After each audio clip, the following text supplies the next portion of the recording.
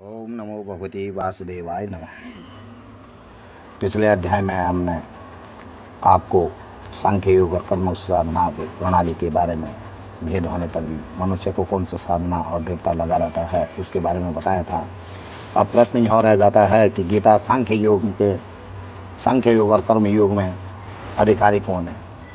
क्या सभी वर्णों में, सभी आश्रमों में तथा सभी जातियों के लोग इसका आचरण कर सकते हैं या किसी खास वर्ग के लिए या किसी खास आश्रम के लिए।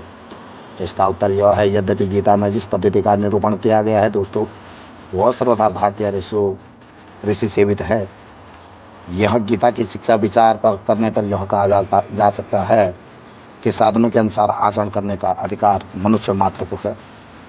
जगत गुरु भगवान श्री कृष्ण का यह उपदेश समस्त मानव जाति के लिए है, किसी खास वर्ण या किसी खास आचरण के लिए नहीं।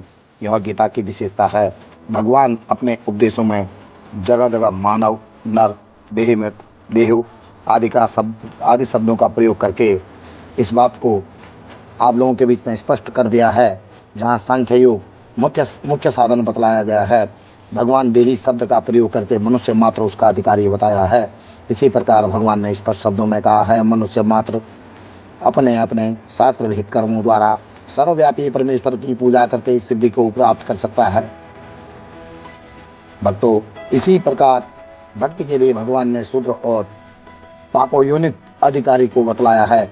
और भी जहाँ जहाँ भगवान ने किसी भी साधन का उपदेश दिया है, ऐसा नहीं कहा गया है कि साधन करने से किसी खास वर्ण या आश्रम या जाति को अधिकार है, दूसरों को नहीं है। आप लोगों को याद रखना चाहिए, सभी कर्म मनुष्यों के लिए उपयोगी नहीं होते हैं। इसलिए वर्ण धर्म पर भी बहुत जोर दिया है। जिस वर्ण के लिए जो कर्म विहित है उसके लिए ही वह कर्म कर्तव्य है, दूसरे वर्ण के नहीं। इस बात को ध्यान में रखकर ही कर्म करना चाहिए। ऐसे वर्ण धर्म द्वारा नियत कर्तव्य कर्मों को अपने अपने अधिकार और रुचि के अनुसार अनुकूल मनुष्य मात्र ही कर सकते हैं। वर्ण धर्म अतिरिक्त मानव मात्र के लिए पालनीय सदाचार, भक्ति आदि का साधन तो सभी कर सकते हैं। कुछ लोग ऐसा मानते हैं दोस्तों, सांख्य योग के साधन जो सांख्य योग का साधनों का जो अधिकार है वो सन्यासियों को है, दूसरे आश्रम को नहीं। इस बात में भी युक्ति संगत नहीं मालूम होती। भगवान ने सांख्य की दृष्टि से भी युद्ध करने की आज्ञा दी है। भगवान यदि केवल सन्यासियों को ही सांख्य योग के अधिकारी मानते तो अर्जुन को उस दृष्टि से युद्ध करने की आज्ञा कभी नहीं देते, क्योंकि संन्यास आश्रम में कर्म मात्र त्याग कहा गया है। सन्यासी थे भी नहीं, उन्हें भगवान ज्ञानियों के पास जाकर ज्ञान सीखने तक की बात कही है।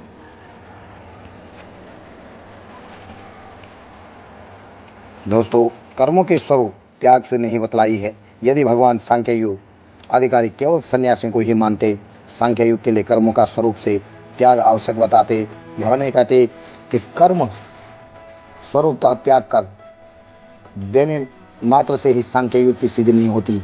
यह नहीं, जहाँ ज्ञान के साधन बतलाए हैं वहाँ एक साधन स्त्री, पुत्र, धन, मकान आदि में आसक्ति एवं ममता का त्याग भी बतलाया है।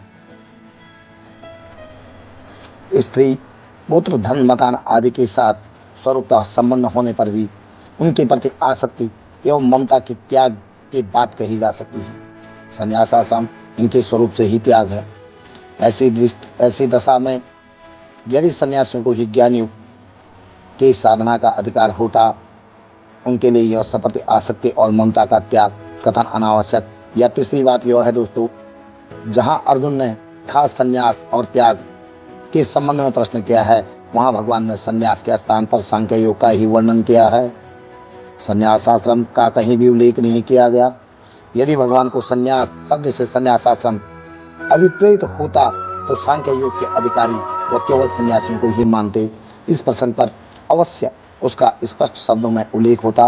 इन सब बातों में यह स्पष्ट प्रमाणित होता है, सांख्य योग का अधिकारी सन्यासी गृहस्थ सभी को समान रूप से मानते हैं। हाँ, इतनी बात अवश्य है दोस्तों कि सांख्य योग का साधन करने के लिए संन्यास आश्रम में सुविधाएं अधिक हैं। इस दृष्टि में उस आश्रम को गृहस्थ आश्रम की अपेक्षा सांख्य योग की साधना के लिए अवश्य ही अधिक उपयुक्त कह सकते हैं। कर्मयोग साधना में कर्म ही प्रधानता है और सवर्णोचित विहित कर्म करने की विशेष रूप से आज्ञा है, बल्कि कर्मों का स्वरूप त्याग इसमें बाधक बतलाया गया है। इसलिए संन्यास आश्रम में कर्म प्रधान कर्मयुग का आचरण नहीं बन सकता, क्योंकि वहाँ द्रव्य और यज्ञ दान आदि कर्मों से कर्मों का स्वरूप त्याग है। किंतु भगवान की भक्ति में सभी आश्रमों में की जा सकती है, अतः भक्ति प्रधान कर्मयोग सभी आश्रमों में बन सकता है। कुछ लोगों में यह भ्रम फैला होता है, गीता तो साधु संन्यासों के काम की चीज है, गृहस्थों के काम की नहीं।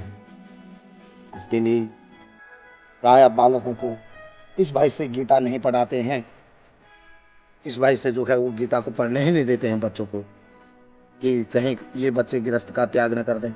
परंतु ये सब लोगों की सर्वथा भूल है। यह बात ऊपर की बातों से स्पष्ट हो जाती है।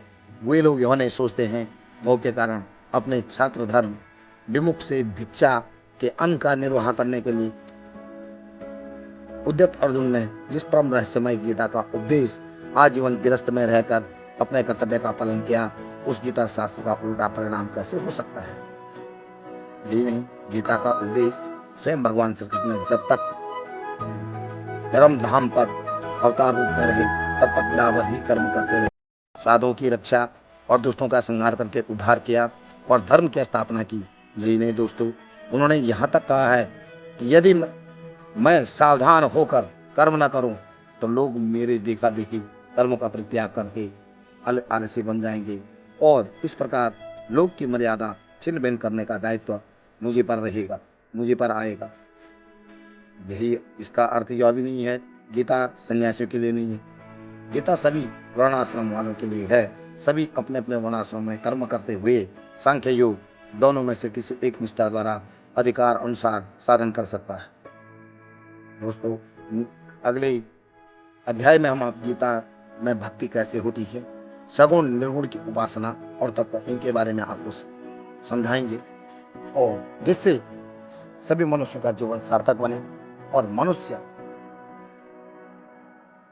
अपने को अच्छे मार्ग पर ले चले और हमेशा मनुष्य की उन्नति हो। जय श्री राधे।